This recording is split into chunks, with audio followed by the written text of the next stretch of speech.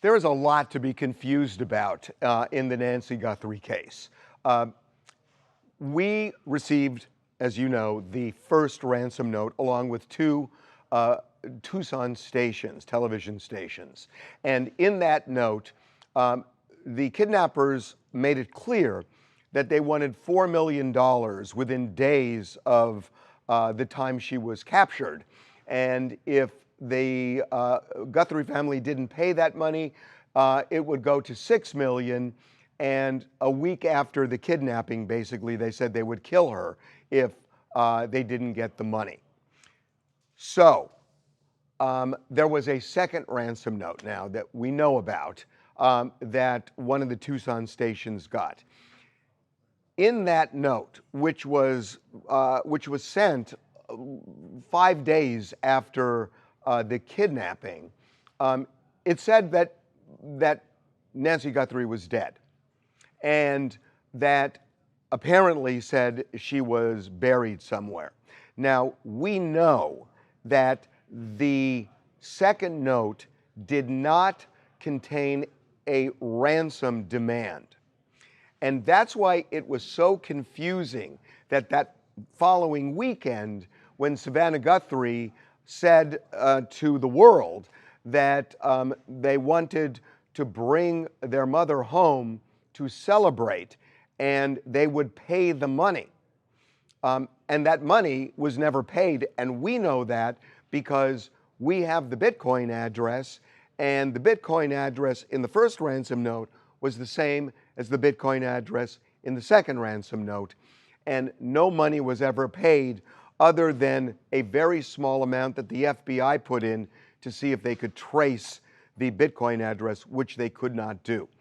So the question then becomes, why did the Guthrie family fail to pay the money? When you think about it, that second note saying that she died accidentally, that they didn't kill her, but she died accidentally, which is the way this is now being reported. They're essentially saying, look, we didn't do it. We weren't there to kill somebody, even though we threatened to, and she died on us, and we're sorry, essentially. I don't think they used the words "we're sorry," but they said, look, we didn't do it. She died shortly after the kidnapping. And it kind of makes sense with all her health problems, the fact that she didn't have her medications, and it must have been beyond extremely traumatic. So if that's true, what Savannah Guthrie is faced with is, we got this second note, and we believe it's the kidnappers, but now they're not asking for a ransom demand in return for telling us where the body is. So we're putting it out to them. Tell us how much you want. Tell us where the body is so we can bring her home. Because the $6 million may not be on the table anymore. They may be so freaked out and scared that she died and that they're going to be charged with murder that they're just basically leaving it alone and saying, we're done with this. And so to pay $6 million when it looks like they've just freaked out and gone away, what she did instead was to say, look, tell us what you want. We want to bring her home. And that means bring the body home. And they never responded after that.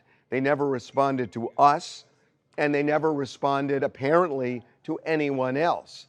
And that may be the answer as to why Savannah said, we will pay, but she needed to know, will you give us the body back if we do? And what do you want? And they never said that. So that may explain this curiosity of her saying, we'll pay, but never did. And just one other note, I have called the FBI twice again today, asking, please call, because we're trying to get some closure on this guy who was repeatedly emailing us, telling us he knew who the kidnappers were, and he knew where Nancy Guthrie was buried. And still no response from the FBI. Something is going on. I don't understand it. And I'm telling you, the reason I don't understand it is we were in constant contact with them, and they were always responsive. They were calling us a lot, and we had a very open kind of relationship that went back and forth until I called about a month ago and said, look, what if we do a documentary, pay the money, and see where it leads us? And that just slammed the door shut for some reason. I don't know what that's about, but it's not coincidental that that conversation was had and then they just went radio silent.